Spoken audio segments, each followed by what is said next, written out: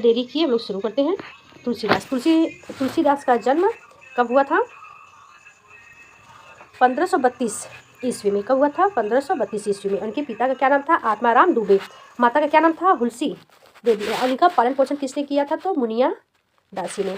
दीक्षा गुरु के कौन थे? तो नहरियानंद। और इनके गुरु का क्या नाम था? तो काशी के सनातन जी इनके गुरु हुए थे। तुलसी को दर्शन प्राप्त हुआ था। कहाँ प्राप्त हुआ था? चित्रकूट के घाट पर।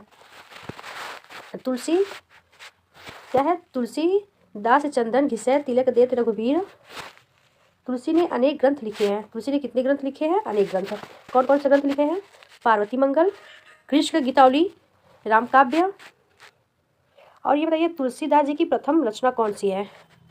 इनकी प्रथम रचना कौन सी है? तो वैराग्य संदीपनी। और इनकी अंतिम रचना कौन सी मानी गई है? तो कवितावली। आगे बढ़ते हैं।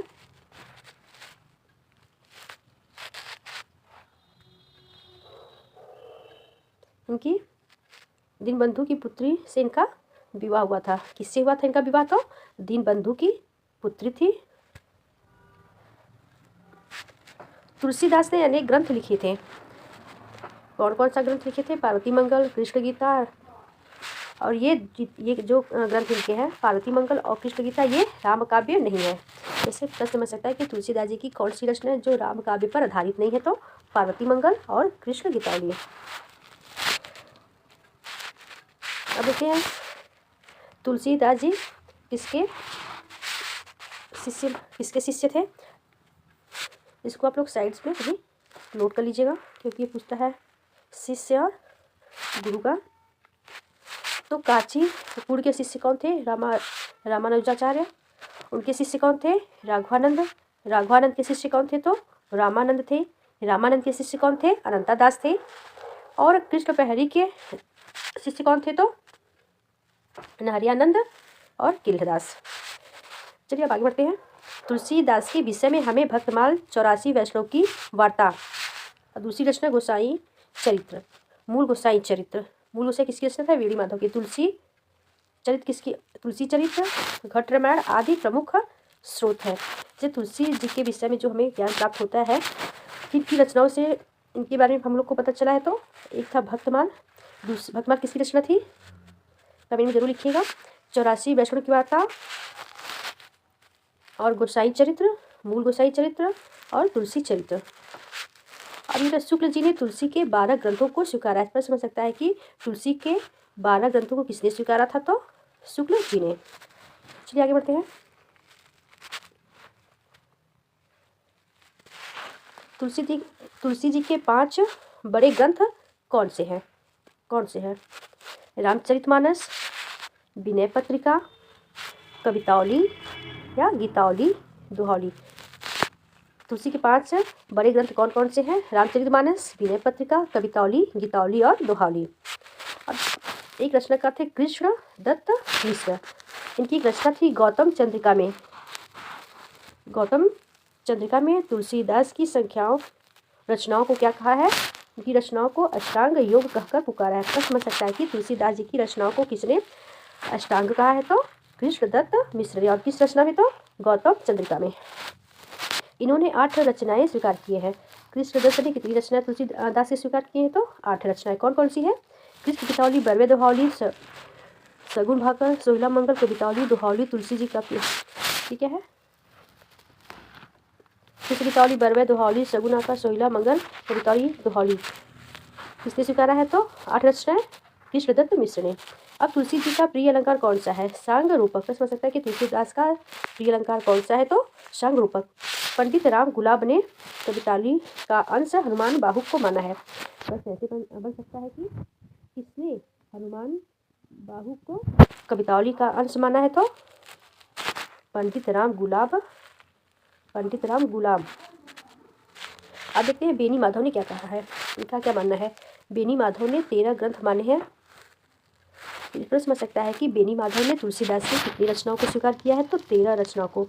और उन 13 रचनाओं में किस रचना को उन्होंने महत्व नहीं दिया या उनका उल्लेख नहीं किया है? तो कवितावली का। आगे बढ़ते हैं।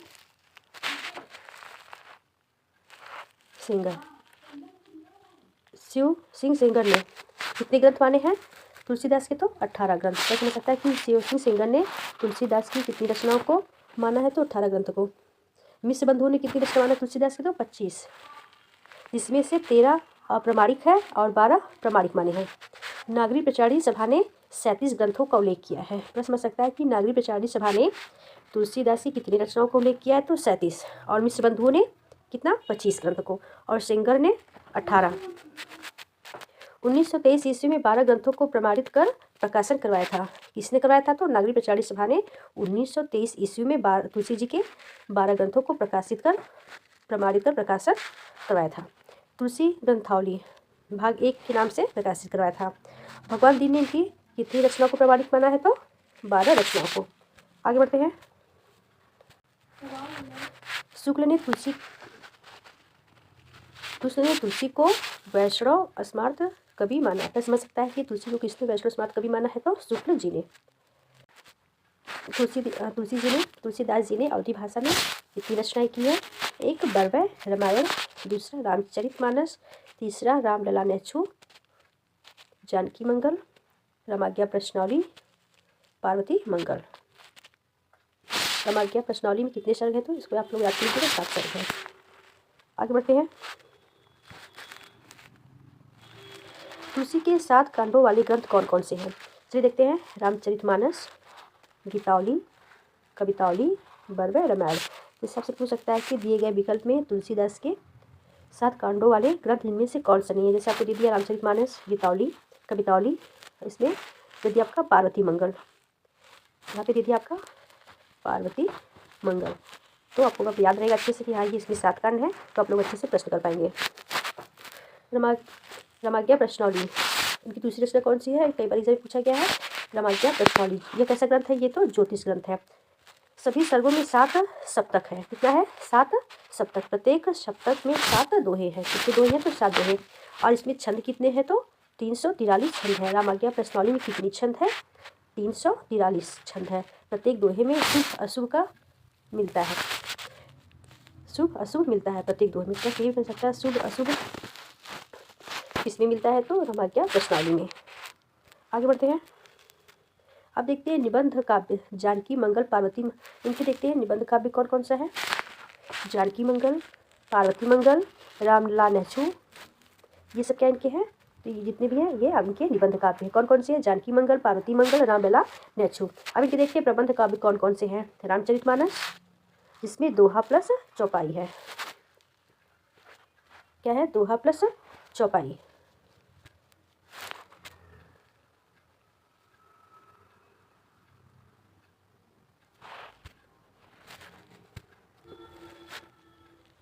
आगे बढ़ते हैं। कवितावली, ये हनुमान बाहुक कवित्व है। दोहावली, बरवै रामायण, विनय पत्रिका, बैराग संदीपनी। बैराग संदीप में क्या है? दोहा चौपाई प्लस शैली। रामगीतिका, रामगीतौली में बरवै रामायण में क्या है? बरवै शैली। तुलसी के ग्रंथों की संक्षिप्त व्याख्या। तुलसी के ग्रंथों में संक्षिप्त व्याख्या।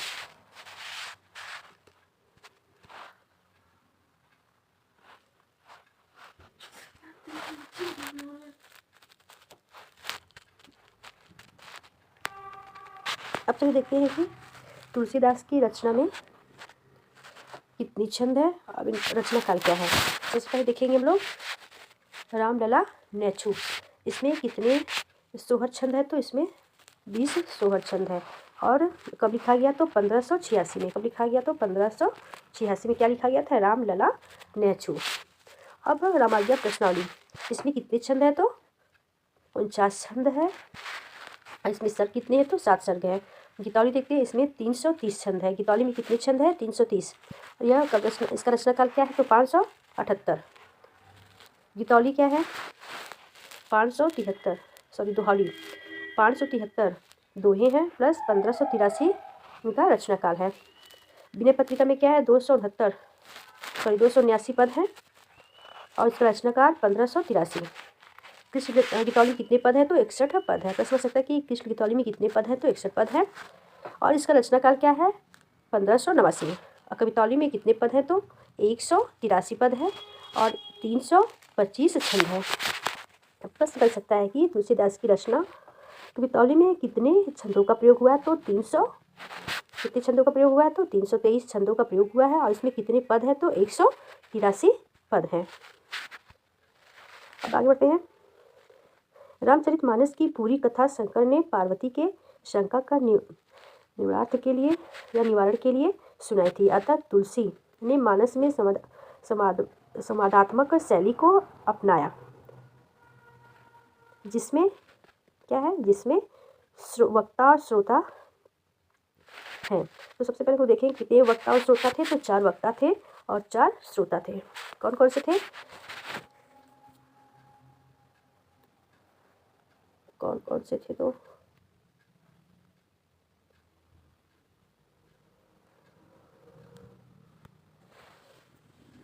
एक कौन था? वक्ता में कौन थे? शंकर। श्रोता कौन था? पार्वती, याज्ञवल्क्य, भारद्वाज, काकभुसुंडी, गरुड़, तुलसी, संत समाज। ये क्या है? ये आपके वक्ता हो गए और ये श्रोता हो गए। क्या है? रामचरितमानस की पूरी कथा शंकर ने पार्वती के शंका के निवारण के लिए सुनाई थी। अतः तुलसी ने मानस में संवादात्मक शैली को अपनाया, जिसमें क्या है? श्रोता तथा वक्ता है। श्रोता और वक्ता में कौन कौन है? वक्ता में आपके हो गए शंकर जी, श्रोता पार्वती जी को सुनाए। याज्ञवल्क्य ने किसको सुनाया था? भारद्वाज को। काकभुसुंडी ने गरुड़ को। तुलसी ने संत समाज को। आगे बढ़ते हैं। तुलसी ने सर्वप्रथम रामचरितमानस किसको सुनाया था? तो रसखान को। प्रश्न बन सकता है कि तुलसी ने सर्वप्रथम रामचरितमानस किसको सुनाया था? तो रसखान को सुनाया था। तुलसी ने रामचरितमानस को पुराण कहा है।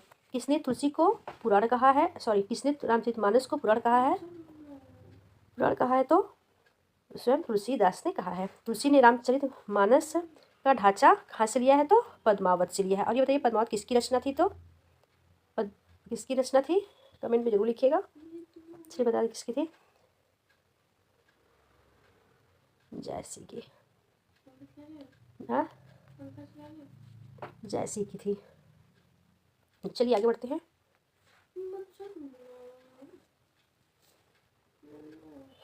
चलिए देखते हैं रामचरितमानस के 7 कांड।